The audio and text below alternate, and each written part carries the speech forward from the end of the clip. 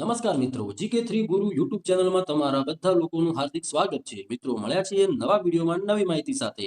મિત્રો, વિડીયો શરૂ કરતા પહેલા નાની એવી રિક્વેસ્ટ છે કે તમે હજુ સુધી આ GK3 ગુરુ યુટ્યુબને સબસ્ક્રાઇબ ના કરી હોય તો મિત્રો સબસ્ક્રાઇબ કરી દેજો અને જોડે આપેલ બેલ આઇકનને પણ પ્રેસ કરી દેજો, જેથી કરીને નવા વિડીયોની નોટિફિકેશન તમને મળતી રહે. તો ચાલો મિત્રો, વિડીયો શરૂ કરીએ. મિત્રો, આજના આ વિડીયોમાં આપણે ચર્ચા કરવાના છીએ કે ગુજરાત સરકારમાં ચાલતી ફિક્સ પે પ્રથા શું છે અને સરકારી કર્મચારીઓ અને સરકાર વચ્ચે ડખો કેમ ચાલે છે. તો ચાલો આપણે વિસ્તૃત ચર્ચા કરીએ. મિત્રો, ગુજરાત સરકાર 2006 થી ઘણી ભરતીઓમાં જેમ કે મિત્રો તલાટી, ક્લાર્ક, ગ્રામ સેવક, શિક્ષકો વગેરે નવા કર્મચારીઓને પહેલા 5 વર્ષ ફિક્સ પગાર એટલે કે નિશ્ચિત પગાર,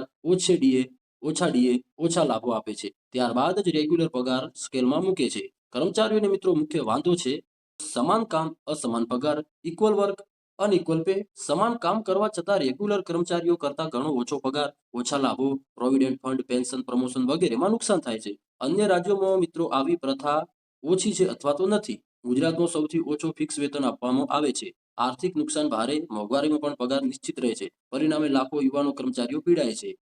આને બંધારણના અનુચ્છેદ 14 અને 16 સમાનતાના અને ફોર્સેડ લેબર જેવું માનીને કોર્ટમાં કેસ ચાલે છે. SLP 141-24, 141-25, 2012 સુપ્રીમ કોર્ટમાં 13 થી વધારે વર્ષથી લટકે છે. હવે ડિસેમ્બર 2025માં હિયરિંગ આવશે. આ કારણે remove fix pay in Gujarat જેવા અભિયાનો પણ અત્યારે ચાલે છે. ટ્વિટર પર કમ્પેઇન, આંદોલનની ધમકીઓ, ઓનલાઈન વિરોધ પણ થાય છે. મિત્રો, આની સામે સરકાર શું કરી રહી છે? મિત્રો, સરકાર આ મુદ્દે કર્મચારીઓને શાંત કરવા કેટલાક પગલાં લીધા છે.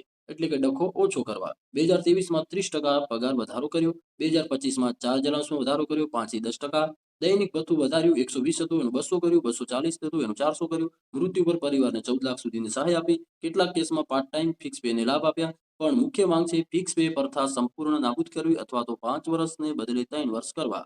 મિત્રો, સરકારને ડખો એટલે જ થાય છે કે આ નીતિ છોડવાથી તિજોરી પર ભારે બોજ 500+ કરોડ વાર્ષિક વધુ પડે છે અને બજેટમાં મુશ્કેલીઓ આવે. તેથી ધીમે ધીમે લાભ આપીને મુદ્દો ઠંડો કરવાનો પ્રયત્ન કરે છે, પણ કર્મચારીઓ સંતોષાતા નથી. મિત્રો, વિડીયો સારો લાગ્યો તો વિડીયોને લાઈક કરવાનું અને કોમેન્ટ કરવાનું ભૂલતા નહીં, અને ચેનલને સબસ્ક્રાઇબ ના કરી હોય તો મિત્રો સબસ્ક્રાઇબ કરી લેજો. જય હિન્દ, જય ભારત.